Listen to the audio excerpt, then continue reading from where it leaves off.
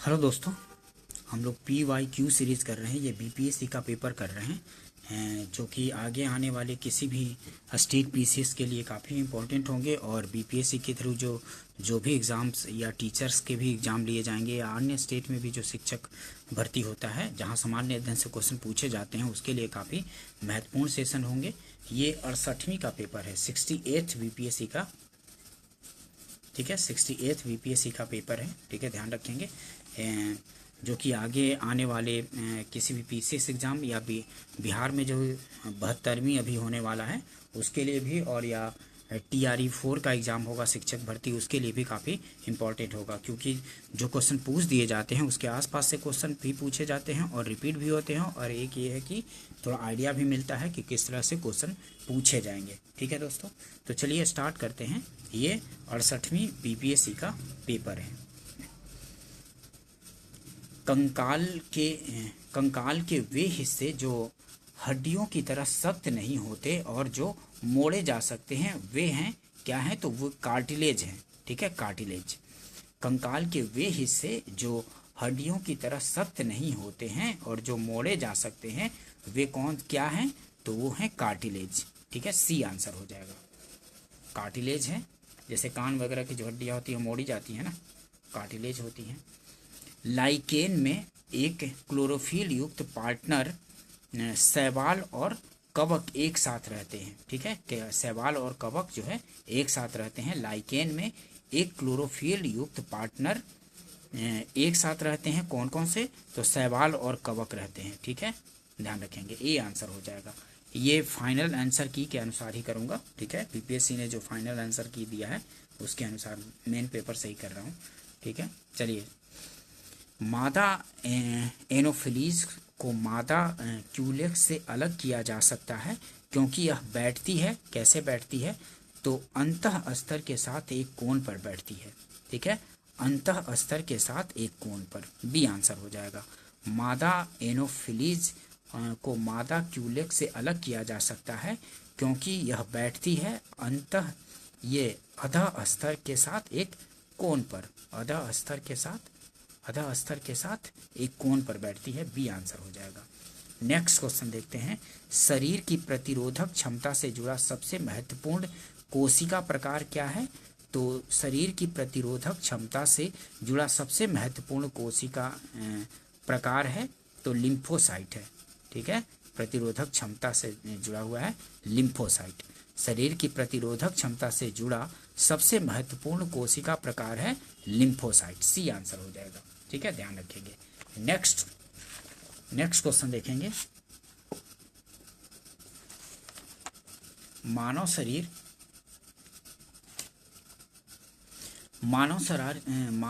की मांसपेशियों के बारे में निम्नलिखित में से कौन सा कथन गलत है? तो मानव शरीर की मांसपेशियों के बारे में निम्नलिखित में से कौन सा कथन गलत है? तो मांसपेशियां केवल हड्डी को धक्का दे सकती है। मांसपेशियां केवल हड्डी को धक्का दे सकती है, यही गलत है। मांसपेशियां जोड़े में काम करती है। मांसपेशियां जोड़े में काम करती है, सही है। सिकुड़ने पर मांसपेशियां छोटी, सख्त और मोटी हो जाती है, ये भी सही है। उपरोक्त में से एक से अधिक ये नहीं होगा। ये केवल गलत पूछ रहा है तो गलत यही होगा, ए वाला। मांसपेशियां केवल हड्डी को धक्का दे सकती है, ये गलत है। ठीक है, ए आंसर हो जाएगा। नेक्स्ट क्वेश्चन देखते हैं। 20 सेंटीमीटर फोकस दूरी के एक उत्तल लेंस की सतह पर सफ़ेद घोड़े का प्रतिबिंब बनाने के लिए बड़ी संख्या में काले रंग की पतली पट्टियां बनाई जाती हैं। वह प्रतिबिंब कैसा होगा? तो कम चमक वाला एक घोड़ा होगा। ठीक है, कम चमक वाला एक घोड़ा। ए आंसर हो जाएगा। ठीक है, ध्यान रखेंगे। नेक्स्ट क्वेश्चन देखते हैं। ध्वनि की तीक्ष्णता किसके द्वारा निर्धारित की जाती है? तो ध्वनि की तीक्ष्णता, ठीक है, ध्वनि की तीक्ष्णता किसके द्वारा निर्धारित की जाती है? तो ध्वनि का तरंग दैर्घ्य से निर्धारित की जाती है। ध्वनि का तरंग दैर्घ्य से। ठीक है, ध्यान रखेंगे। C आंसर हो जाएगा। नेक्स्ट देखते हैं क्वेश्चन। निम्नलिखित में से कौन सा फोटो इलेक्ट्रिक उपकरण डिजिटल अनुप्रयोगों के लिए सबसे उपयुक्त है? तो वो है फोटो वोल्टिक सेल। निम्नलिखित में से कौन सा फोटो इलेक्ट्रिक उपकरण डिजिटल अनुप्रयोगों के लिए सबसे उपयुक्त है? तो फोटो वोल्टिक सेल है सबसे उपयुक्त है। ठीक है, फोटो इलेक्ट्रिक उपकरण डिजिटल अनुप्रयोगों के लिए। ठीक है, ध्यान रखेंगे, बी आंसर हो जाएगा। निम्नलिखित में से कौन सा फोटो इलेक्ट्रिक उपकरण डिजिटल अनुप्रयोगों के लिए सबसे उपयुक्त है? तो वह है photovoltaic cell, B answer होगा। नेक्स्ट क्वेश्चन देखते हैं। बॉल बेरिंग का उपयोग स्थैतिक घर्षण को निम्नलिखित में से किसमें परिवर्तन करने के लिए किया जाता है? तो रोलिंग घर्षण के लिए किया जाता है। बॉल बेरिंग का उपयोग स्थैतिक घर्षण को निम्नलिखित में से किसमें परिवर्तित करने के लिए किया जाता है? तो रोलिंग घर्षण में परिवर्तित करने के लिए किया जाता है बॉल बेरिंग का उपयोग। ठीक है, बॉल बेरिंग का उपयोग स्थैतिक घर्षण को निम्नलिखित में से किसमें परिवर्तित करने के लिए किया जाता है? तो रोलिंग घर्षण में परिवर्तित करने के लिए बॉल बेरिंग का उपयोग किया जाता है, ये आंसर हो जाएगा। नेक्स्ट क्वेश्चन देखेंगे। फुटबॉल के खेल में एक गोलकीपर फुटबॉल को गोल में पकड़ने के बाद अपने हाथों को पीछे की ओर खींचता है। यह गोलकीपर को किस प्रकार सक्षम बनाता है? तो संवेग परिवर्तन की दर को कम करने में सक्षम बनाता है। ठीक है, संवेग परिवर्तन की दर को कम करने में ये सक्षम बनाता है। जब तेजी से बॉल आता है तो उसको हाथ में लेकर के अगर थोड़ा पीछे की ओर ले जाते हैं तो उसका जो वेग होता है वो कम हो जाता है। ठीक है, आसानी से फिर हाथ में आ जाता है। संवेग परिवर्तन की दर को कम करने में। ठीक है, फुटबॉल के खेल में एक गोलकीपर फुटबॉल को गोल में पकड़ने के बाद अपने हाथ को पीछे की ओर खींचता है। यह गोलकीपर को किस प्रकार सक्षम बनाता है? तो संवेग परिवर्तन की दर को कम करने में सक्षम बनाता है, ये आंसर हो जाएगा। ठीक है, नेक्स्ट क्वेश्चन देखते हैं। निम्नलिखित में से कौन सा एक रेडियोधर्मी तत्व द्वारा उत्सर्जित धनात्मक रूप से आवेशित कण है? तो धनात्मक रूप से आवेशित कण कौन सा है? तो अल्फा किरण है। ठीक है, अल्फा किरण ये धनात्मक होती है। निम्नलिखित में से कौन सा एक रेडियोधर्मी तत्व द्वारा उत्सर्जित धनात्मक रूप से आवेशित कण है? तो धनात्मक रूप से आवेशित कण अल्फा किरण है। ध्यान रखेंगे, बीटा में तो निगेटिव चार्ज होता है ना, ये अल्फा किरण धनात्मक रूप से आवेशित कण है, सी आंसर होगा। नेक्स्ट क्वेश्चन देखेंगे। केंद्राभिमुखी बल किसके लिए जिम्मेदार है? तो केंद्राभिमुखी बल किसके लिए? तो वस्तु को वृत्ताकार पथ पर गतिमान रखना। ठीक है, वस्तु को वृत्ताकार पथ पर गतिमान रखने के लिए ये केंद्राभिमुखी बल जिम्मेदार है, बी आंसर हो जाएगा। ध्यान रखेंगे इसको। निम्नलिखित नेक्स्ट क्वेश्चन देखते हैं। निम्नलिखित में से किस ऊर्जा परिवर्तन में घर्षण बल शामिल होता है? तो गतिज ऊर्जा से उष्मा ऊर्जा में घर्षण बल शामिल होता है, ये आंसर हो जाएगा। निम्नलिखित में से किस ऊर्जा परिवर्तन में घर्षण बल शामिल होता है? तो गतिज ऊर्जा से उष्मा ऊर्जा में घर्षण बल शामिल होता है, ये आंसर हो जाएगा। नेक्स्ट क्वेश्चन देखेंगे। एक बस सीधे रास्ते पर चल रही है और अचानक दाईं ओर एक तेज मोड़ लेती है। बस में बैठे यात्री बाईं की ओर झुकेंगे। ठीक है, उल्टा की ओर झुकता है।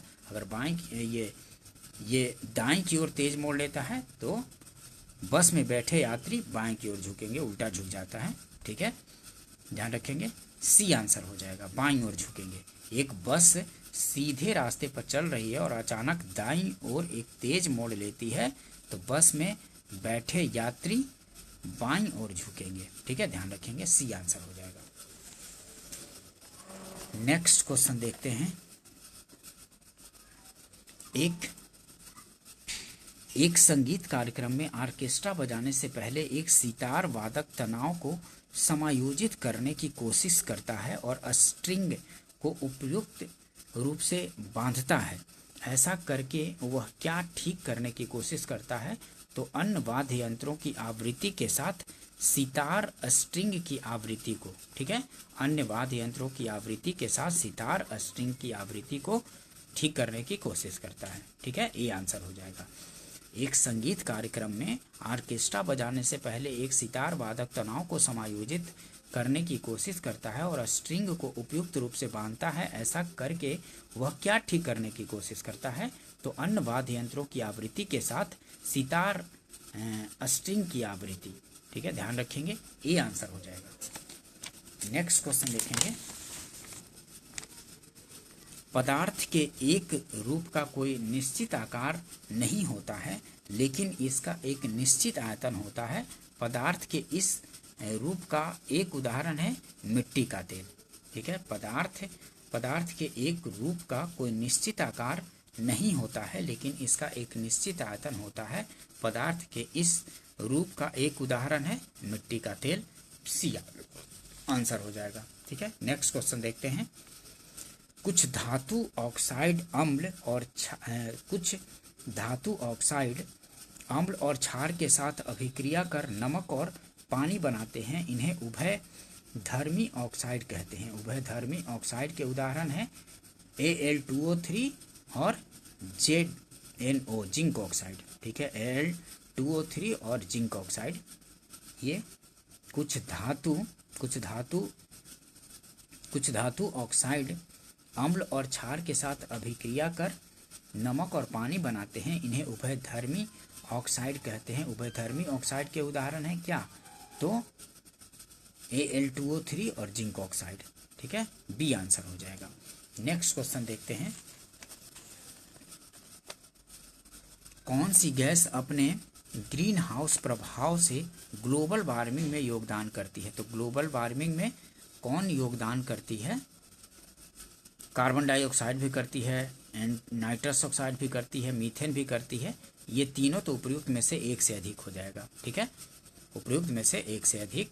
ये कौन सी गैस ग्रीन हाउस प्रभाव से ग्लोबल वार्मिंग में योगदान करती है?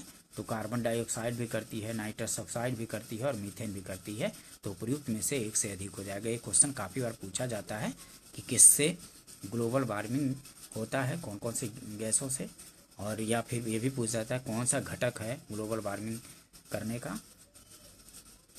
तो ये तीनों है, कार्बन डाइऑक्साइड भी, नाइट्रस ऑक्साइड भी, मीथेन भी। तो उपयुक्त में से एक से अधिक हो जाएगा। ठीक है, ये क्वेश्चन बार बार घुमा फिरा के पूछते रहता है, ध्यान में रखेंगे। नेक्स्ट क्वेश्चन देखते हैं। अम्ल धातु कार्बोनेट से अभिक्रिया कर CO2 गैस मुक्त करते हैं। तो अम्ल धातु कार्बोनेट से अभिक्रिया कर कार्बन डाइऑक्साइड गैस मुक्त करते हैं। CO2 कार्बन डाइऑक्साइड गैस मुक्त करते हैं। बी आंसर हो जाएगा। नेक्स्ट क्वेश्चन देखेंगे। HOOCCOOH को कौन सा अम्ल कहा जाता है? तो ऑक्सेलिक अम्ल कहा जाता है। HOOCCOOH को कौन सा अम्ल कहा जाता है? तो ऑक्सेलिक अम्ल कहा जाता है। बी आंसर हो जाएगा, ध्यान रखेंगे इसको। नेक्स्ट क्वेश्चन देखते हैं। आपको 3 परखनलियाँ दी गई हैं। दी गई है। उनमें से एक में आसूत जल है और अन्य 2 में, एक में अम्लीय विलयन तथा दूसरे में क्षारीय विलयन है। इनमें से किसमें लाल लिटमस नीला हो जाएगा? तो लाल लिटमस नीला किसमें होता है? तो क्षार में होता है। ठीक है, लाल लिटमस नीला किसमें हो जाता है? तो क्षार में होता है। और नीला लाल में कैसे होता है? तो अम्ल में होता है। ठीक है, ध्यान रखेंगे। लाल लिटमस नीला हो जाता है कैसे? क्षार में हो जाता है। इसको ध्यान रखेंगे। जब क्षारीय होता है तो लाल लिटमस नीला हो जाएगा। सी आंसर हो जाएगा, ध्यान रखेंगे। आपको 3 परखनलियाँ दी गई है। उनमें से एक में आसूत जल है और अन्य 2 में, एक में अम्लीय विलयन और दूसरे में क्षारीय विलयन। इनमें से किस में लाल लिटमस नीला हो जाएगा? तो लाल लिटमस नीला किस में होगा? तो क्षार में होगा, ध्यान रखेंगे। और नीला लिटमस लाल किस में होगा? तो अम्ल में। इसको भी ध्यान रखेंगे। नेक्स्ट क्वेश्चन देखते हैं। एसिटिक अम्ल की गंध किसके समान होती है? तो एसिटिक अम्ल की गंध सिरका के समान होती है। ठीक है, एसिटिक अम्ल की गंध किसके समान होती है? तो सिरके का।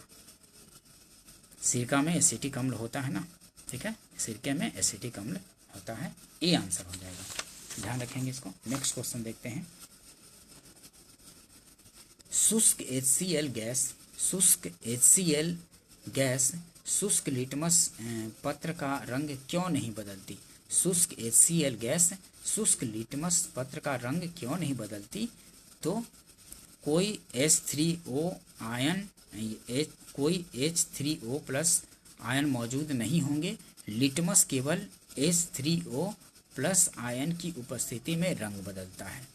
ठीक है, लिटमस जो है केवल H3O प्लस आयन की उपस्थिति में रंग बदलता है। कोई H3O प्लस आयन मौजूद नहीं होंगे। ठीक है, इस वजह से ये शुष्क लिटमस पत्र का रंग नहीं बदलती है। ध्यान रखेंगे इसको, सी आंसर हो जाएगा। विषम का पता लगाएं। विषम का पता लगाएं तो इनमें से उपयुक्त में से कोई नहीं। विषम का पता लगाएं तो फल का पकना, सीमेंट की सेटिंग, कोयले का जलना, उपयुक्त में से एक से अधिक, उपयुक्त में से कोई नहीं। विषम का पता लगाइए तो इनमें विषम कोई नहीं है। ठीक है, ई आंसर हो जाएगा। नेक्स्ट क्वेश्चन देखते हैं।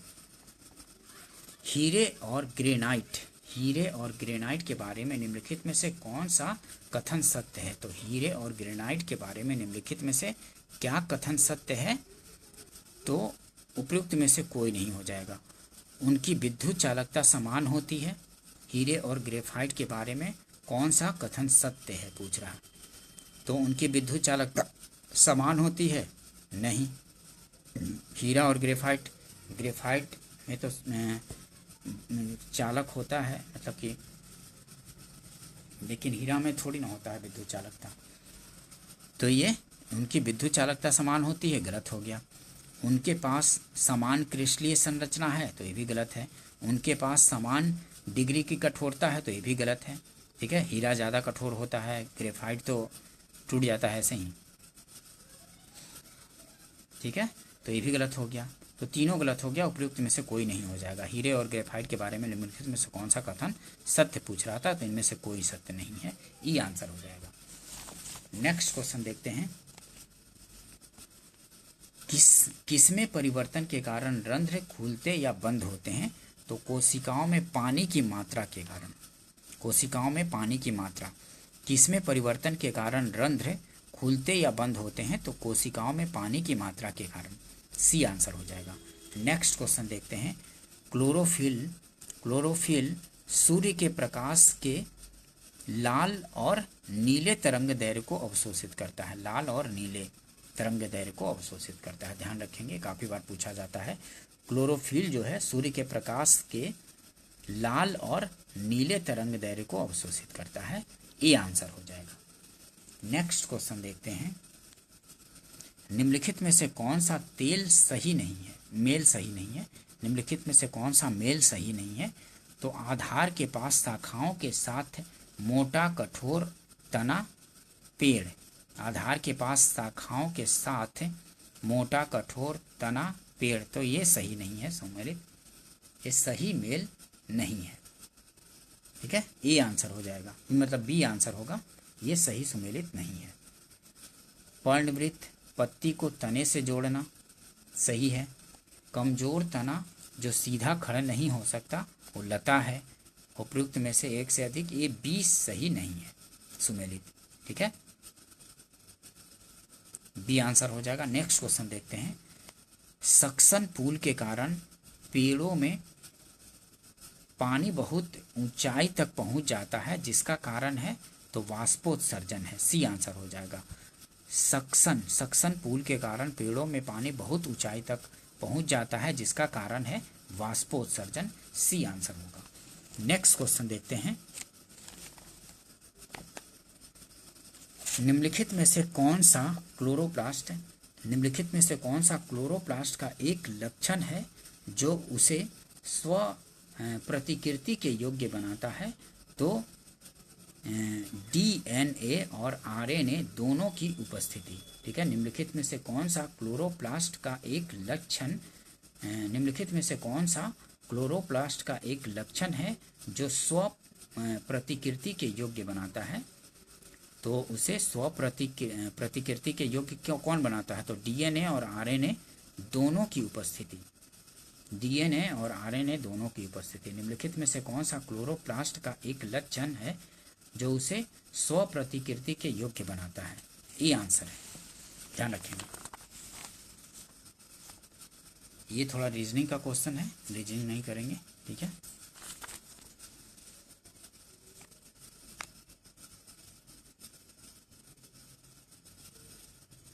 निम्नलिखित शब्दों को तार्किक सार्थक क्रम में सजाइए। तो सार्थक क्रम में राष्ट्रपति, राष्ट्रपति सबसे ऊपर, फिर उपराष्ट्रपति, फिर प्रधानमंत्री, प्रधानमंत्री, फिर अध्यक्ष, अध्यक्ष के बाद सांसद, ठीक है। सी आंसर हो जाएगा, ठीक है। रीजनिंग टाइप का क्वेश्चन दे दिया है, ठीक है। या फिर क्रम भी होता है ना, वरीयता क्रम के अनुसार। सी आंसर हो जाएगा, ठीक है। राष्ट्रपति, उसके बाद उपराष्ट्रपति, उसके बाद प्रधानमंत्री, प्रधानमंत्री के बाद अध्यक्ष, लोकसभा अध्यक्ष, और फिर सांसद। सी आंसर होगा। नेक्स्ट क्वेश्चन देखते हैं। ये सब भी रीजनिंग टाइप का क्वेश्चन है।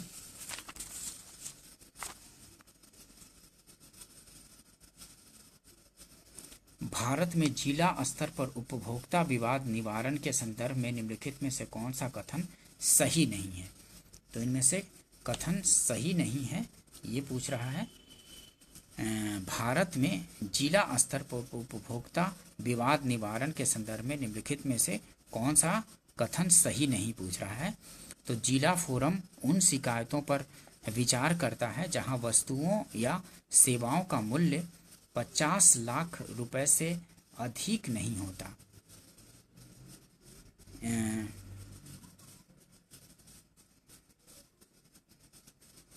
जिला फोरम उन शिकायतों पर विचार करता है जहां वस्तुओं या सेवाओं का मूल्य 50 लाख रुपए से अधिक नहीं होता है। राज्य सरकार यदि उचित समझे तो एक जिला में एक से अधिक जिला फोरम की स्थापना कर सकती है और जिला फोरम के सदस्यों में से एक महिला होगी। जिला फोरम के सदस्यों में से एक महिला होगी तो उपयुक्त में से कोई नहीं होगा, ठीक है। उपयुक्त में से कोई नहीं हो जाएगा, ई आंसर हो जाएगा, ठीक है। सही नहीं है कौन? तो उपयुक्त में से कोई नहीं, ई आंसर होगा। नेक्स्ट क्वेश्चन देखते हैं। एक पंचायत समिति किस स्तर पर एक पंचायती राज संरचना का संचालन करती है? तो ब्लॉक स्तरीय निकाय। एक पंचायत समिति किस स्तर पर पंचायती राज संरचना का संचालन करती है? तो एक पंचायत समिति जो है ये ब्लॉक स्तरीय निकाय के स्तर पर संचालन करती है। एक पंचायत समिति किस स्तर पर पंचायती राज संरचना का संचालन करती है? तो ब्लॉक स्तरीय निकाय के स्तर पर, ये आंसर हो जाएगा। नेक्स्ट क्वेश्चन देखेंगे।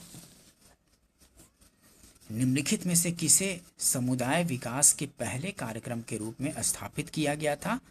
तो राष्ट्रीय विस्तार सेवा को, ठीक है, नेशनल एक्सटेंशन सर्विस को स्थापित किया गया था। निम्नलिखित में से सहयोग आंदोलन, राष्ट्रीय विस्तार सेवा, एकीकृत ग्रामीण विकास कार्यक्रम, उपयुक्त में से एक से अधिक, उपयुक्त में से कोई नहीं। तो निम्नलिखित में से किसे समुदाय विकास के पहले कार्यक्रम के रूप में स्थापित किया गया था? तो समुदाय विकास के पहले कार्यक्रम के रूप में राष्ट्रीय विस्तार सेवा को, नेशनल एक्सटेंशन सर्विस को। ध्यान रखेंगे, बी आंसर हो जाएगा। नेक्स्ट क्वेश्चन देखते हैं। भारतीय संविधान के अनुच्छेद 14 में लिखा हुआ कानून के समक्ष समानता किस देश के संविधान से लिया गया है? तो ब्रिटेन के संविधान से लिया गया है, ठीक है। कानून के समक्ष समानता, भारतीय संविधान के अनुच्छेद 14 में लिखा हुआ कानून के समक्ष समानता किस देश के संविधान से लिया गया है? तो ब्रिटिश संविधान से लिया गया था, ब्रिटेन के।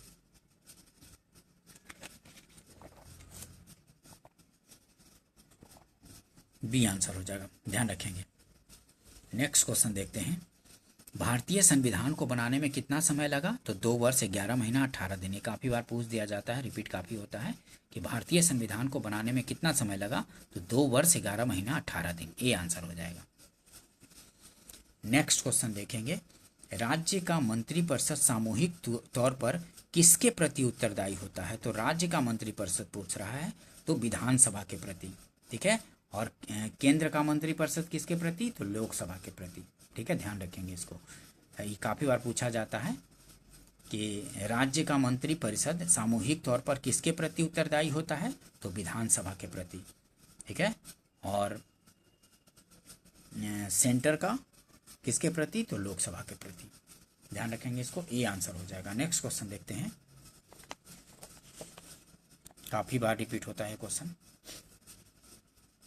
निम्नलिखित कथनों पर विचार कीजिए। 73वें संविधान संशोधन के बाद विकेंद्रीकरण किया गया, तो निर्णय लेने की शक्तियों का, सही है, निर्णय लेने की शक्तियों का, पूर्ण व्यवस्था का, तो ये भी सही है। न्यायिक शक्तियों का, तो न्यायिक शक्तियों का नहीं, प्रशासनिक शक्तियों का, तो ये सही है।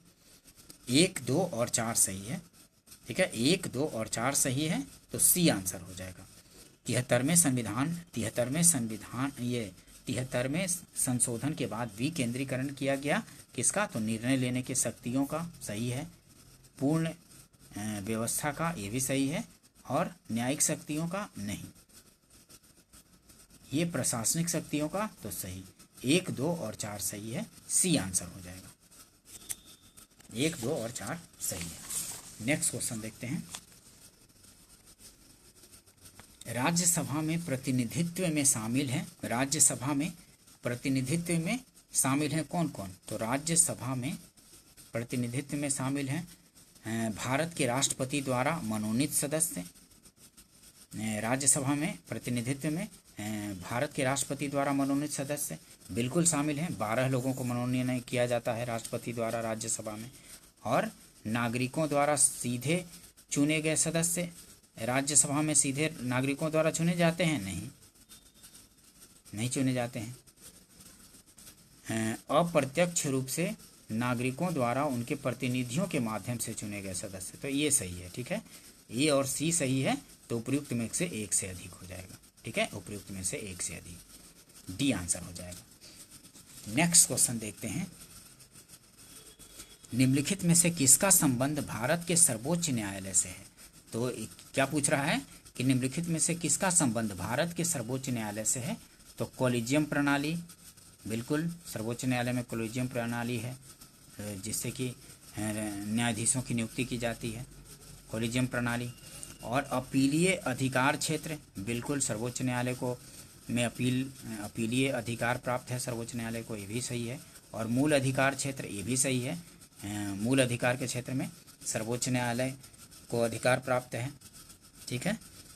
तो कॉलेजियम प्रणाली भी अपीलीय अधिकार क्षेत्र भी है और मूल अधिकार क्षेत्र भी है, तो उपयुक्त में से एक से अधिक हो जाएगा, डी आंसर हो जाएगा, ध्यान रखेंगे। नेक्स्ट क्वेश्चन देखते हैं, 73वें संविधान संशोधन अधिनियम के तहत पंचायती राज संस्थाओं में चुनाव लड़ने के लिए न्यूनतम कितनी आयु होना आवश्यक है? तो 21 वर्ष, ठीक है, ध्यान रखेंगे। ये काफ़ी बार क्वेश्चन रिपीट होता है कि 73वें संविधान संशोधन अधिनियम के तहत पंचायती राज संस्थाओं में चुनाव लड़ने के लिए न्यूनतम कितनी आयु होना आवश्यक है? तो पंचायती राज संस्थाओं में चुनाव लड़ने के लिए 21 वर्ष न्यूनतम आयु होना चाहिए, ध्यान रखेंगे इसको, बी आंसर होगा। काफ़ी बार ये क्वेश्चन रिपीट होता है। नेक्स्ट क्वेश्चन देखेंगे, वर्ष 2020 से 22 के लिए, वर्ष 2020 से 2022 के लिए सबसे कम महिला कार्य बल भागीदारी दर कितने प्रतिशत पर बिहार में दर्ज की गई? तो 4% ग्रामीण क्षेत्रों में और 6.5% शहरी क्षेत्रों में दर्ज की गई थी। 2020 से 2022 के लिए सबसे कम महिला कार्य बल भागीदारी दर कितने प्रतिशत पर बिहार में दर्ज की गई? तो 4% ग्रामीण क्षेत्रों में और 6.5% शहरी क्षेत्रों में, ध्यान रखेंगे, बी आंसर हो जाएगा। ये क्वेश्चन को डिलीट कर दिया गया था, ठीक है। नेक्स्ट क्वेश्चन देखेंगे, केंद्रीय स्वास्थ्य एवं परिवार कल्याण मंत्रालय द्वारा 24 नवंबर 2021 को प्रकाशित राष्ट्रीय परिवार सर्वेक्षण 5, ठीक है, राष्ट्रीय परिवार सर्वेक्षण 5 के अनुसार बिहार के लिंग अनुपात में काफ़ी अच्छा सुधार हुआ है। 2015-16 में क्या था? राष्ट्रीय परिवार सर्वेक्षण 2015-16 में क्या था लिंगानुपात? तो 1062 था, 1062।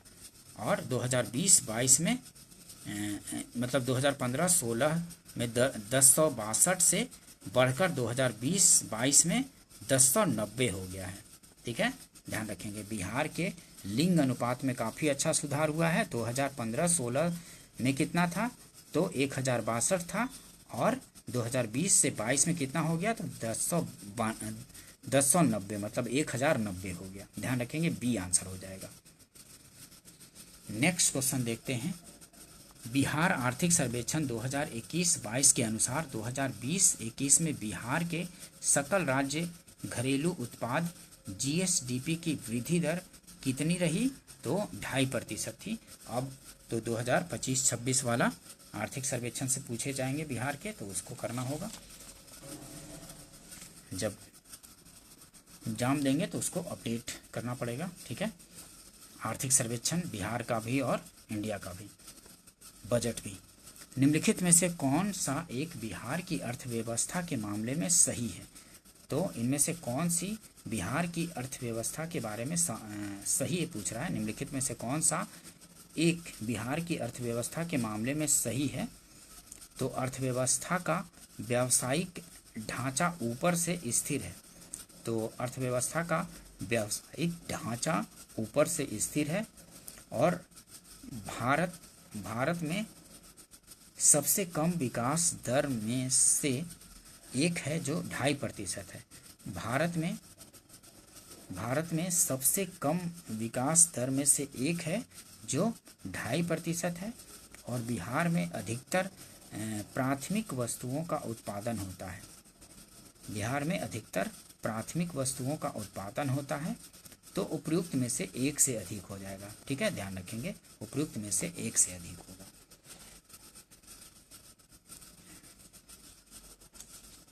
नेक्स्ट क्वेश्चन देखते हैं।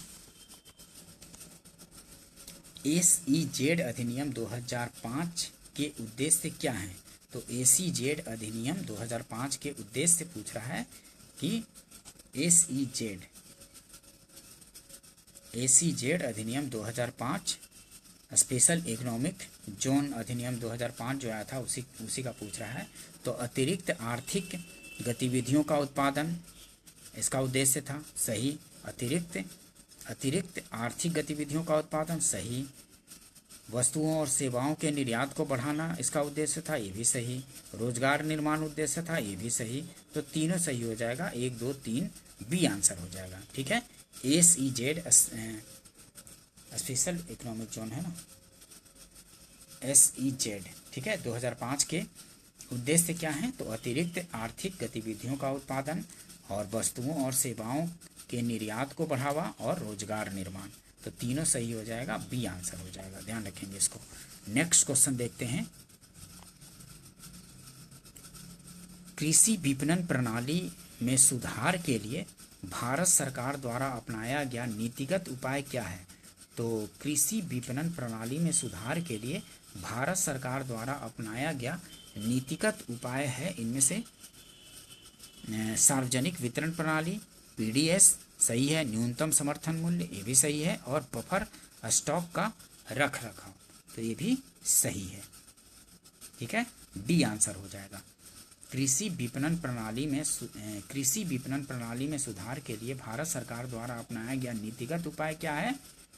तो सार्वजनिक वितरण प्रणाली, PDS, न्यूनतम समर्थन मूल्य, MSP मिनिमम सपोर्ट प्राइस, और बफर स्टॉक का रख रखाव, सी। मतलब तीनों सही है, मतलब तीनों इनमें सही है। तो प्रयुक्त में से एक से अधिक आंसर हो जाएगा, डी आंसर होगा। नेक्स्ट क्वेश्चन देखेंगे। किस समिति ने प्रतिस्पर्धा अधिनियम 2002 को अधिनियमित करने का सुझाव दिया? तो SVS राघवन समिति ने सुझाव दिया था। ठीक है, किस समिति किस समिति ने प्रतिस्पर्धा अधिनियम 2002 को अधिनियमित करने का सुझाव दिया था? तो SVS राघवन समिति ने सुझाव दिया था। सी आंसर हो जाएगा। नेक्स्ट क्वेश्चन देखते हैं। धूसर क्रांति,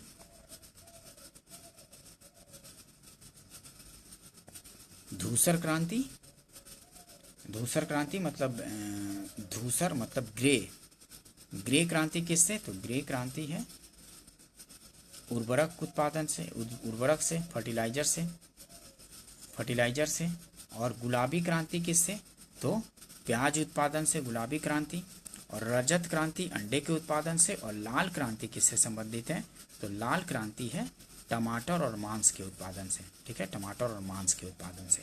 तो ए का चौथा, बी का पहला, सी का तीसरा और डी का दूसरा, ये भी ध्यान रखेंगे। काली क्रांति भी पूछा जाता है, तो काली क्रांति पेट्रोलियम क्रूड ऑयल से संबंधित है, वो भी काफी पूछा जाता है, ध्यान रखेंगे। विभिन्न क्रांतियों से क्वेश्चन काफी होते हैं, तो इसको और भी कर लेंगे। निम्नलिखित में से कौन सी पंचवर्षीय योजना मानव संसाधन विकास पर आधारित थी? तो इनमें से उपयुक्त में से कोई नहीं हो जाएगा। पंचवर्षीय योजना कौन सी पंचवर्षीय योजना मानव संसाधन विकास पर केंद्रित थी? तो 8वीं जो 5th year plan was focused on HRD human resource development पे, मानव संसाधन विकास पर 8वीं पंचवर्षीय योजना जो थी वो केंद्रित थी। तो इनमें से कोई नहीं हो जाएगा। 5वीं प्रथम तृतीय दिया हुआ है पंचवर्षीय योजना, तो 8वीं जो थी वो था मानव संसाधन विकास पर केंद्रित, तो प्रयुक्त में से कोई नहीं हो जाएगा। डी आंसर हो जाएगा। नेक्स्ट क्वेश्चन देखते हैं। भारत के निम्नलिखित में से किस राज्य ने अप्रैल से सितंबर 2022 के दौरान उच्चतम प्रत्यक्ष विदेशी निवेश FDI इक्विटी के रूप में प्राप्त किया? तो कर्नाटक ने प्राप्त किया था।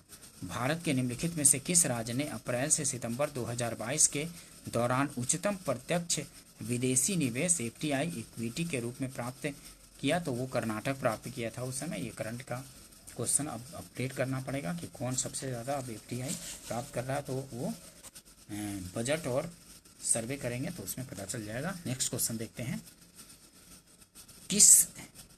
किस बजट में वित्त मंत्री ने उदारीकृत विनिमय दर प्रबंधन प्रणाली की घोषणा की?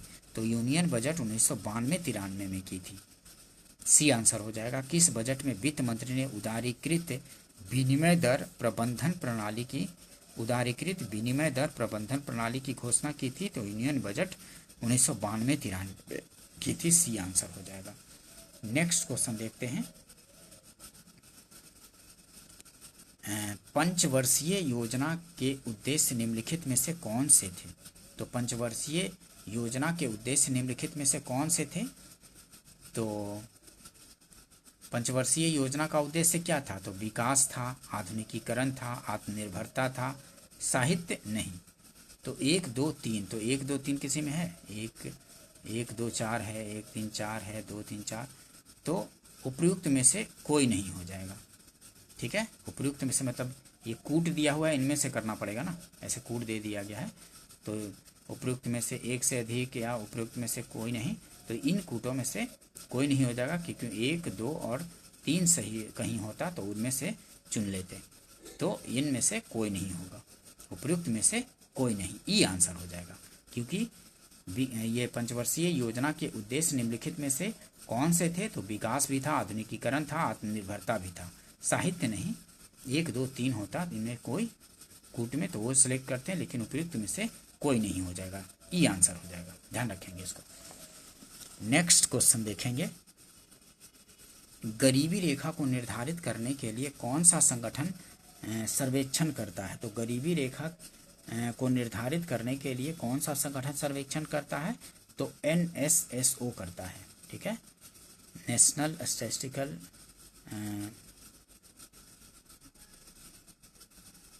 NSSO वही करता है। ठीक है, गरीबी रेखा को निर्धारित करने के लिए कौन सा संगठन? तो NSSO। बी आंसर हो जाएगा। ठीक है, ध्यान रखेंगे इसको, काफ़ी बार रिपीट होता है।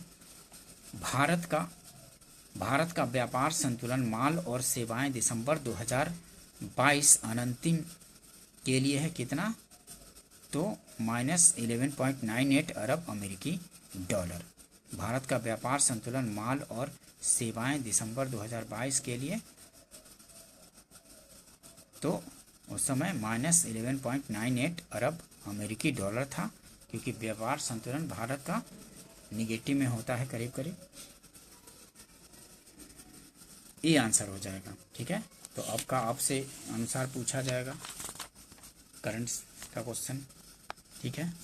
ठीक है दोस्तों, सेशन अगर पसंद आया हो तो इसको लाइक कीजिए, शेयर कीजिए अपने फ्रेंड सर्कल में, और सब्सक्राइब भी कर लीजिए अगर आपने सब्सक्राइब नहीं किया है, ताकि इस तरह की इम्पोर्टेंट वीडियो कभी भी डालूं तो आप लोग अपने तैयारी को बेहतर कर सकें, ठीक है, इन इम्पोर्टेंट वीडियो से। ठीक है दोस्तों, मिलते हैं नेक्स्ट वीडियो में। वीडियो देखने के लिए थैंक यू दोस्तों।